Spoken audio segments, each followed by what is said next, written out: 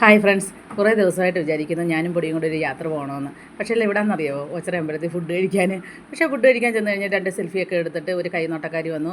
അവരുടെ അടുത്ത് സംസാരിച്ച് അവരുടെ നിന്ന് മുങ്ങി ചോറൊക്കെ ഉണ്ട്. അവിടുന്ന് വിചാരിച്ചു ഒരു 2 ഗ്രാമിൻ്റെ മാല വേണമായിരുന്നു. അപ്പോൾ മാല വാങ്ങാമെന്ന് കുറേ ദിവസമായിട്ട് തീരുമാനിച്ച് കഴിഞ്ഞപ്പം ഞങ്ങൾ രണ്ടുപേരും കൂടെ ആലോചിച്ചപ്പോൾ പറഞ്ഞു ഭയങ്കര മഴയല്ലേ, നമുക്ക് കടയിൽ കയറി വെറുതെ ഒന്ന് ചോദിക്കാമെന്ന് വിചാരിച്ചു. ചോദിക്കാനായിട്ട് ചെന്ന് 2 ഗ്രാമിൻ്റെ മാല എടുത്ത് കാണിച്ചു. അടിപൊളി കുറേ മാലകളൊക്കെ കാണിച്ചു.